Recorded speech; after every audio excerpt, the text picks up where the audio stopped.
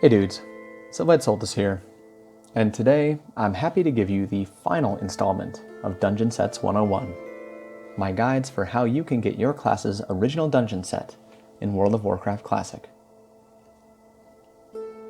Now that we've covered the other 8 classes, it's time to talk about the set that I personally tried to get for my Shadow Priest oh so long ago.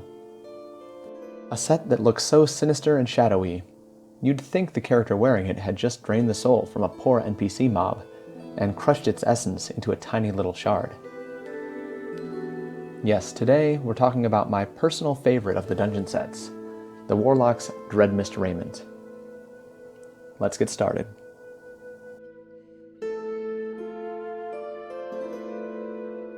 As with all the dungeon sets, there are 8 pieces to the Dreadmist Raiment: the head, shoulders, chest, wrists, hands, waist, legs, and feet. These items are spread across 3 dungeons: Stratholme Undead, Skullamente, and Upper Blackrock Spire, making it perhaps the easiest of the 9 sets to collect. Here's a rundown of the items' specific locations.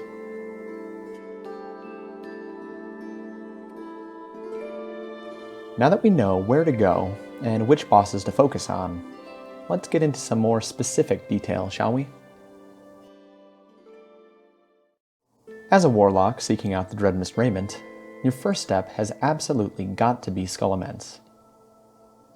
With all the necromancy and dark themes here, it's no surprise that 3 of the items can be found in this dungeon: the mantle, wraps, and mask. One of these pieces will be particularly challenging to obtain though: the shoulders, as they drop from an optional boss. The other 2 items drop from required bosses, so you'll probably see them at some point. Let's get started with the shoulders. This item is a drop from Janis Barov in the basement of the dungeon. The reason this item in particular is so difficult to obtain compared to the others is the fact that this boss is optional, has pretty meh loot, and is a general pain to get to, with lots of trash for little reward.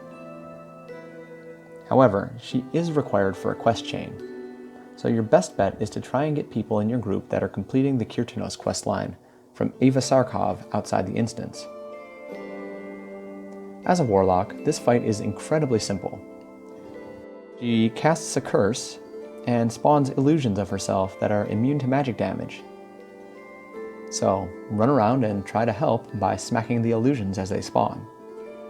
But otherwise, just DPS her as much as you can. If you're lucky, you'll get your shoulders in one of the first runs. If you're not lucky, you'll have to make groups that want to go down into the basement again. Moving on, the gloves are the next item that you might encounter. They drop from Lorekeeper Polkelt, one of the bosses in the last of the 6 rooms of the dungeon before Darkmaster Ganling. The challenge here isn't the boss himself, but rather clearing to him. As a warlock, you'll need to cast Rain of Fire to AoE the zombies, as your tank, hunter, and other kiting class pulls them out of the room. Don't die. But even if you don't get your gloves here, remember that you can buy them from the auction house later, so don't sweat either way. But again, don't die.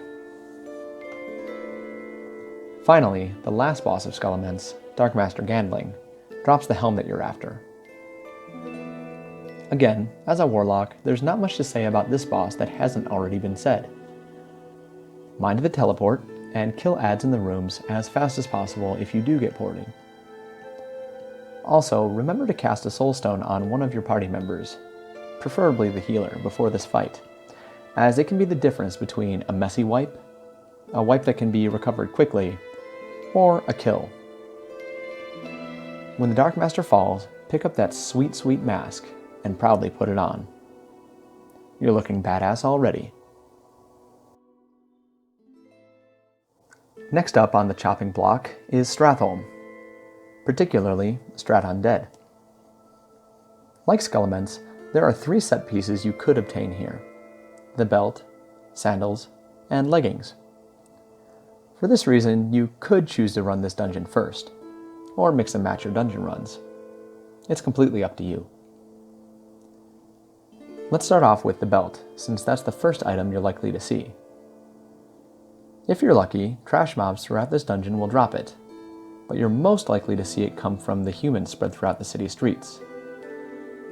Again, if you somehow never get one to drop, you can always pick it up from the auction house later, so don't worry too much about this one. Clear your way through the dungeon until you get to Baroness Anasteri. The Baroness has one main ability worth noting: her mind control. Since she can easily run you or members of your party into enemy mobs, it's important to fully clear out the area around her ziggurat to avoid a wipe. As a warlock in particular, the only other thing to note here is not to kill the mind-controlled player.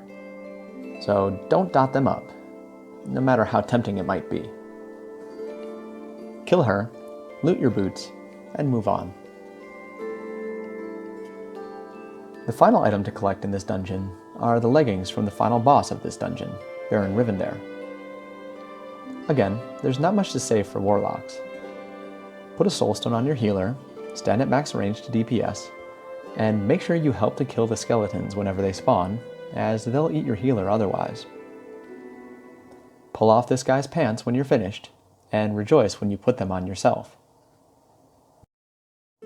Alright, you're in the final stretch. The last dungeon you need to run to collect the Dreadmist Raiment is, of course, Upper Blackrock Spire. There are 2 pieces that you can collect here: the bracers and the robe. The former are another trash drop, and since they're BOE, you can always pick them up from the auction house later if you don't get them. The robe, however, is a drop from the final boss, General Dracasath. Much like the other DPS classes, you don't have much responsibility for the final boss of this massive dungeon. Make sure that you put a soulstone on your healer, or the hunter who's kiting if you really think he needs it more, and then kill the crap out of the 2 adds and the boss. If you're exceptionally lucky, you'll be able to snag your robe on the first or second run. If not, well, do it all again.